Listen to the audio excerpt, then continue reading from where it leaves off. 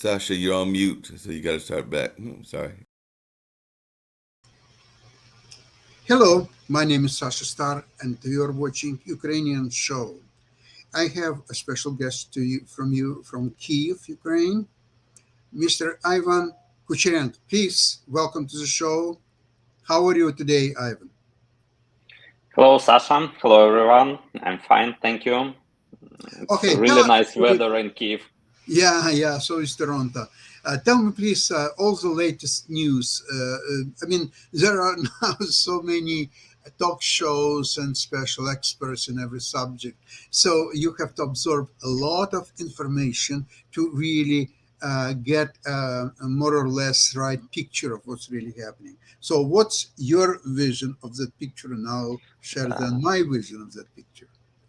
When actually that stage of conflict started, I've got around 10 different news feeds, which I was subscribed in Telegram Messenger, and I followed all those news in order not to miss everything, because the situation was running pretty high velocity, and a lot of things happened like one after another. But now the everything seems to be slowing down a little bit. So the actual recent news about the situation is that Ukrainian army, Ukrainian armed forces are counterattacking on some directions, like in Kherson Oblast, like in Kherson region, like in Kharkov region, and Russian troops are being removed from those directions, and we've seen, by the way, we've seen a lot of videos here of the American artillery, which we got at last, and I hope that this artillery is helping the Ukrainian troops to get back our territories and to ban Russian invaders from our territory. And of course, Russians are continuing to shell, to continuing missile strikes on the Ukrainian cities. And this night they striked Lviv and the Lviv region with a huge amount of missiles and destroyed some objects there. What is your explanation that the last couple of days missile attack on Odessa? What is it trying to achieve by inflicting death to innocent people in Odessa? What is the goal of Putin and his so-called army? The answer is quite simple. They're terrorists, and they're trying to seed some panic amongst the population of Odessa, amongst the defenders of Odessa. They're terroring the population, and they're frightening the population of Odessa region by that the possibility of the invasion from the Transnistria region, from the part of Moldova, and from the Black Sea as well, by using their marine troops. I think that the answer is quite simple, and by this way, the trying to distract Ukrainian armed forces from not being sent to the eastern part and to the Kherson region, where actually there is a battlefield, in order not to empower the Ukrainian forces here. So we have to put some forces in Odessa region in case possibility of that invasion from Transnistria or from the sea. You see, there is one thing: each war ends in some kind of a peace agreement. Each war doesn't matter. It's first, second world wars, many other wars. At the end of the day, there is a peace agreement. Now, the Russians, with all their hostilities and war crimes, they are making achieving the peace extremely difficult, maybe even impossible, because they've done such uh, gruesome things to Ukraine and Ukrainian people that nobody wants to talk about peace anymore in Ukraine. Furthermore, you know what's interesting is that it's close to 40% of American population believes that US has to actively get involved in this war and put US Army. Now there's a great thing was that Putin was very masterfully bluffing all world, including the West and NATO, with this nuclear option, with his so-called red button that he will press, and at least as a minimum, he will use tactical nuclear warheads with Ukraine. And you know what he was told lately? For some reason, I don't know what's happened the last, say, week or maybe 2 weeks probably. All of a sudden, West stopped caring about this nuclear option. I don't know really how that happened, because all of a sudden they were told if there will be a nuclear war tactical attack on Ukraine in 5 days with the conventional means, no nuclear arms whatsoever, all Russian army in Ukraine will be completely destroyed. There's no one will be alive, including the Black Sea Fleet, including the port of Sevastopol. In the last few days, all the Russian talk shows and so on, there is no word about nuclear options, about doing something. What that means, I was thinking a lot about that, and I came to the conclusion that Putin was masterfully played these nuclear options for last, I would say, 15 years or so. Let's remember his Munich speech in at 2007 conference. So it's 15 years ago. And Putin was very, very skillful at playing that bluffing game. And all of a sudden, one of the stupidities of the February 23 invasion was that he lost his capital to bluff the West.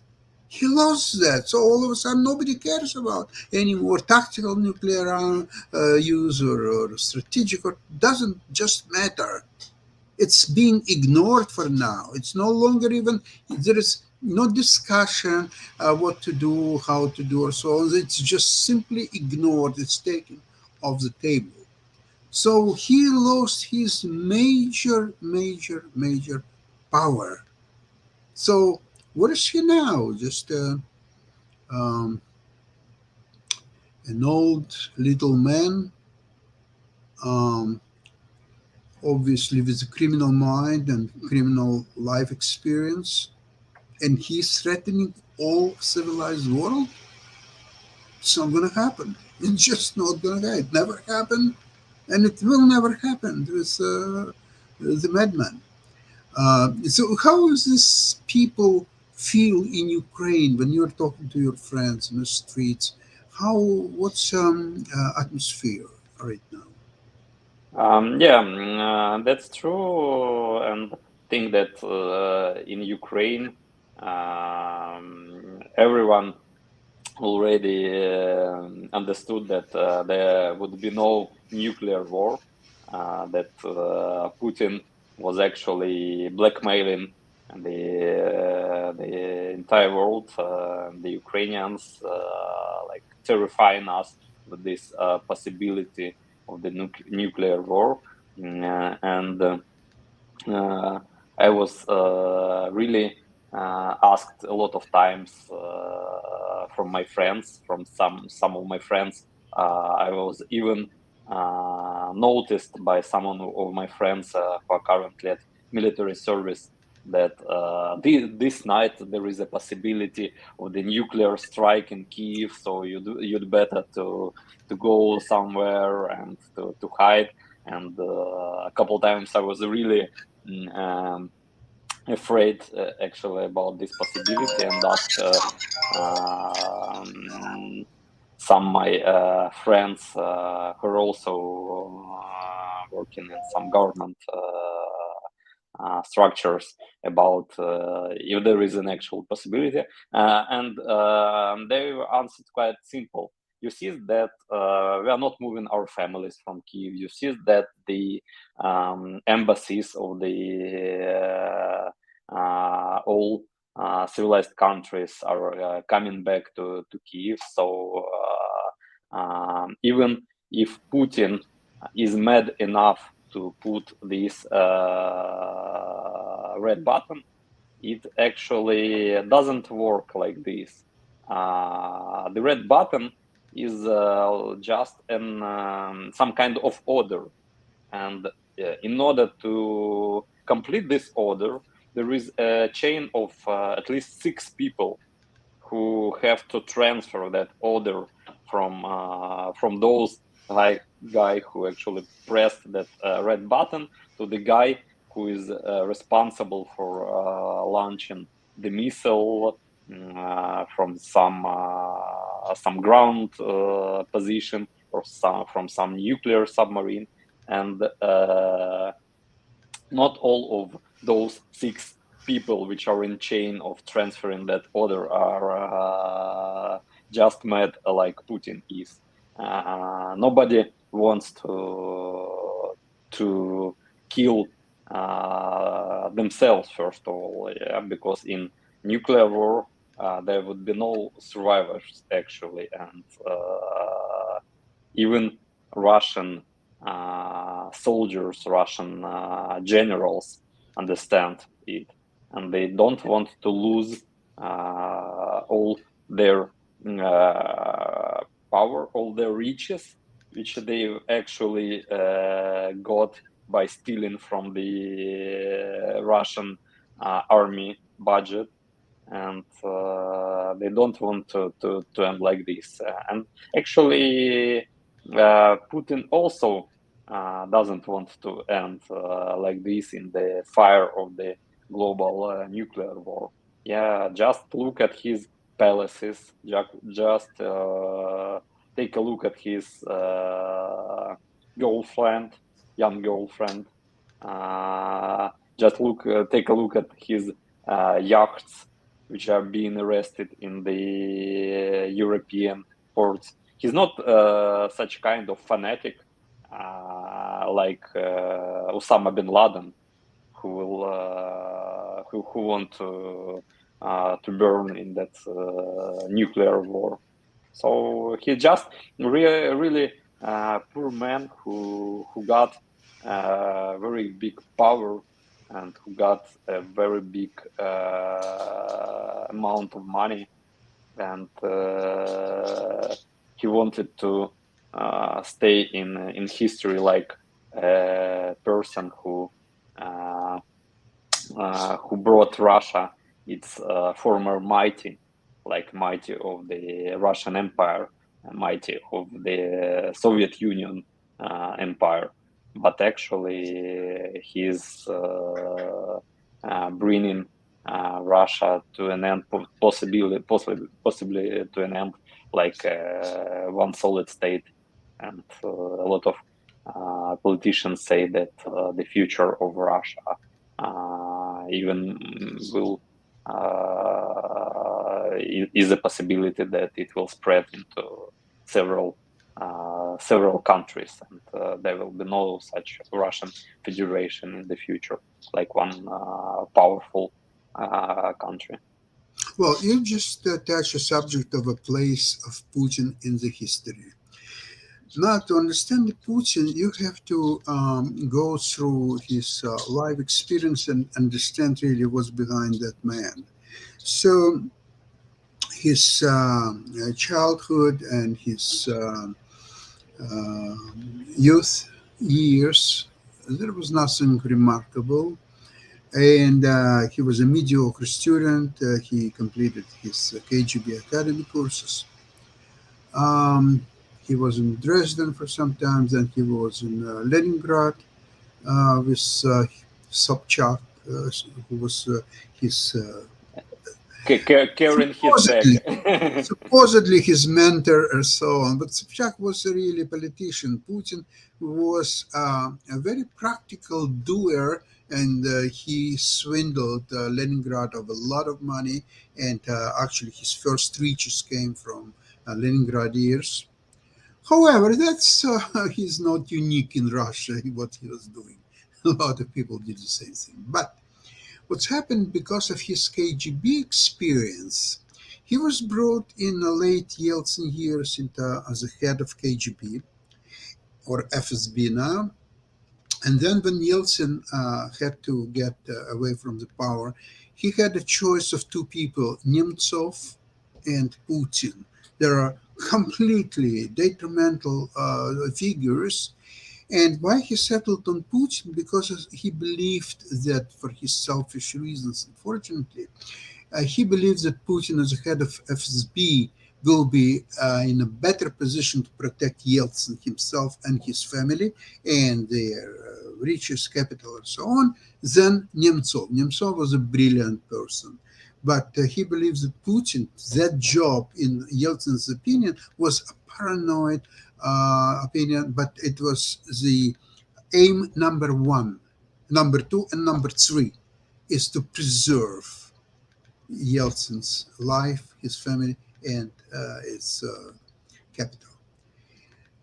However, there is so he was basically from KGB line, so you would expect that he would be disciplined. You would be a practical man for better use of this world. However, here I would like to mention that there was from the 1970s there were nationalistic um, line of people headed by writer Prokhanov, but maybe more so Professor Alexander Dugin, a philosopher, historian, speaks fluently in several European languages, very influential man who came up with the theory of new theory of geopolitics, the sea power and land powers theories and all that stuff. And that, when he was introduced to Putin in about 2005, 6, that captivated Putin, and he became one of the um, basically students of this Professor Dugin's theories. And from that point on, there is a switch between disciplined man from KGB background to that one of sort of Ayatollah constitution background. So essentially, he believed so much in all the theories of Professor Dugin, and then he absorbed all that, and he became almost the religious man, believing that eventually the land power will prevail over the sea power like countries like US, of course, UK, and others. They're all just evil in this world, and land power eventually will prevail and will destroy the sea powers. So Putin now, how Ukraine fits into this theory, how Ukraine became what is it, a sea power in Putin's um, uh, uh, hallucinations, or is it still land power? Although it has maybe he wants to make it a land power to get out Odessa, Nikolaev, and so on, and just cut it from the sea, and then just treat it as a land power. Hope not. So at this moment, we are dealing with a Putin who is complete madman, and unfortunately, to find some kind of logic in what he's doing is impossible. This is really a man on his own mission, and he's just really, he has to be taken out of circulation one way or another.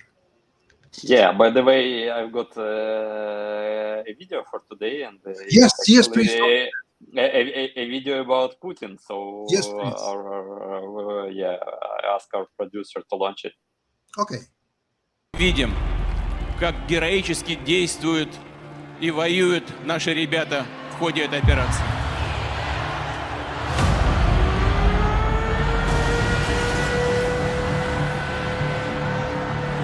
Анечка, боженька, боженька, мамочка, Анечка, спасите, мамочка, Анечка, боженька, спасите, мамочка, боженька.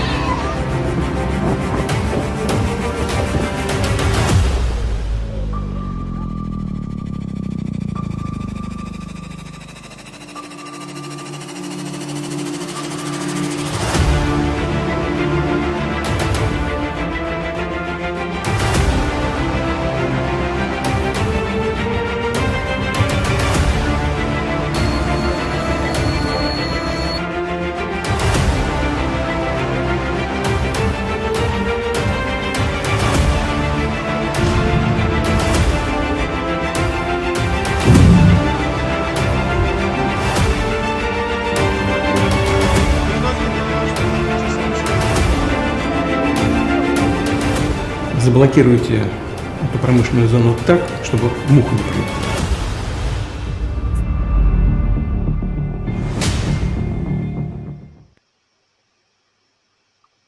Yeah, thank you. Thank you. Very powerful video. And I want to remind with this recent bombings of Odessa is that I was born and educated in Odessa. And I get married and get my daughter in Odessa. And I remember that on April 10th every year we celebrated the end of German occupation in 1944. And now the new fascists, this time Russian fascists, are trying to take over Ukraine. They're trying to destroy my city. Shame on you. Thank you so much. Bye, everybody. Thank you.